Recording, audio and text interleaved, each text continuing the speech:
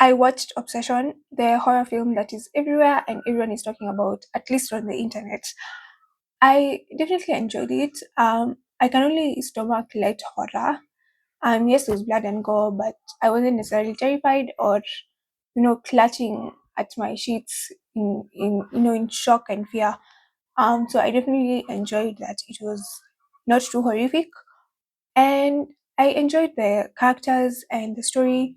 But what really pulled me in was Nikki, the main female protagonist. I found myself relating to her in a way I was not expecting. And then there's Bear.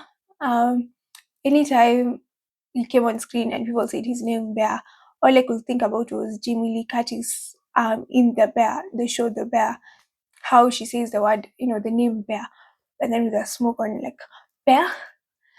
It was a bit funny because I can't ever pull that image. Anytime someone says the name Bear, I always be thinking of Jamie Lee Curtis. Um, these two people are part of a friend group with Ian and Sarah. And interestingly, in this friend group, everyone is kind of low key with each other, or in love with each other, or interested with each other, even though it's not clearly stated. You can tell as the story continues. One thing, I don't believe in friends becoming more than friends. Well, especially in a group dynamic, it's just a bit weird if everyone in the group is interested in each other in that way. It's a recipe for disaster. And on top of that, nobody is communicating clearly that, hey, I am interested in person A, or it just makes things a bit confused. So Nikki is in a situationship with Ian. Bear is interested in Nikki, but he does not know that Ian and Nikki are in a situationship. Sarah is low key interested in Bear, like she's throwing out the signs, yeah. So that's the dynamic. But what I found interesting was Bear's grandma is sick or she's dying, because we can see he searches things like, homes and things like that. And he comes home one day and finds his beloved cat is dead. So he's definitely someone who is experiencing grief. He also has other things going on, but that's not my focus. I really resonated with grief. There's this lie that grief implants in you that if you get into a new relationship or a new system, not necessarily a relationship, but some form of distraction, be it a new job, be it moving countries, this will take your pain away.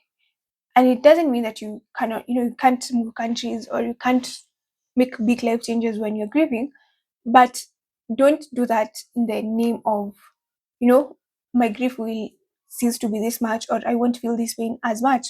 So when I saw Bear immediately fixating on this crush that he has developed on Nikki, I could kind of see myself there, because as someone who's grieving, sometimes I find myself fixating on things that if not for my pain, I will not be there. So yeah, he fixates, and instead of being a normal adjusted person, he decides he's going to make a wish for Nikki to love him and only him.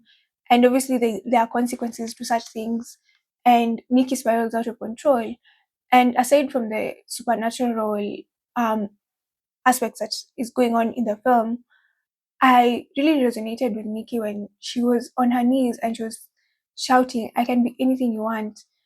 And I am a neurodivergent person. I sometimes forget because I'm mostly living my life balancing and masking in a way that doesn't necessarily, put me out. I'm okay because this is how I've lived all my life. But when Nikki was on her knees and she said that, something clicked in me and I was like, oh my God, I do this not in the same way, not in the same circumstances, because no one has bewitched me using some miraculous candy stick or something, or some, I don't know what that thing was, but it was something. But I've learned to be everyone, like shift in a way in every relationship, be it a friendship, be it how I relate with people around me, be it my parents. I become exactly what you need. And in that way, I abandon myself. And it becomes very crazy because when she was doing this, it's because of what Bear did to her. But then I was just looking at it from someone who really has masked all their life, and I was like, oh my God, this is something I need to look into. And I think I've stopped in so many ways. Nowadays, I really don't care how I am perceived, because I do what best suits me. I don't have enough volume in my life to be everything that everyone needs. I think I did that to a point, and I remember I was at my lowest, and I wasn't seeing the returns of being what everyone needs. And I was like, oh, this is something I need to look into. This is something that I should stop, because I didn't know it was tied into to neurodivergence until I read up on it. And now when I was watching the film, this is something that really I came across, and I was like, as someone who knows how to mask, or anyone who has been masking their whole lives, you become exactly what everybody needs at an exact point, and not thinking about your own feelings and what you need. And that is what Nikki in the film is going through, because through this spell that Pear does, she becomes wholly interested in him and his needs. And you can see sometimes she has these moments of like coming back to herself, and just she wants to pull herself out of whatever this is.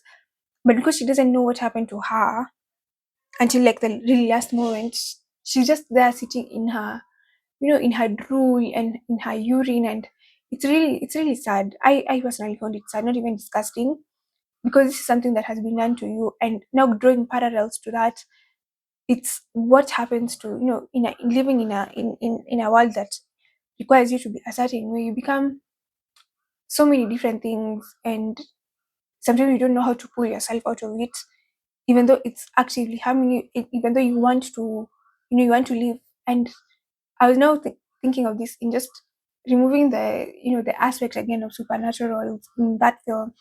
In my day-to-day life, I was thinking, in what ways do I abandon myself to be what someone needs? And how do I pay for that? And am I willing to pay the price every single time? There are times, you can be, you can be a listening ear, you can kind of tame yourself down a little, depending on where you are. It's not safe for you to be who you are. But long term, I was thinking that's something that, you know, I need to release. The film was interesting in how both Bear and Nikki can be just everyday people. Especially Bear was messed up. Like, if you're thinking about it, just the lack of emotional intelligence and needing someone to be in love with you or interested in you in that way without seeing them as a whole person. Because as Nikki goes out of control as the film continues, he now realizes this is not my dream girl. He had a very exacting vision of who he wants to be with, and that's not Nikki. But that's because he was so focused on the crush. And you know how crushes idealize someone, you idolize that person. So he was like, oops, this is not what I signed up for. But you are the one who led to this. And if you had communicated in the beginning and said, oh, I like you, and she'll be like, oh no, I don't like you, and that would have been the end of it. Yes, you'll have been heartbroken, but the consequences of the whole film just felt so much for something that could have been, a simple conversation. Yeah, but it was interesting how grief and just neurodivergence was kind of soft spoken and not like the shouting major theme of the film, but it's something that I had picked up on, and it was very interesting to watch and also think about later. So yeah, it's definitely a film. What's the hype? And if there's anything like hype, I guess just watch what you want, like what you like. I don't know. Some people might have a problem with the gore, but I feel like compared to the horror films that exist in the entirety of horror films, this one was tame, like reasonably tame.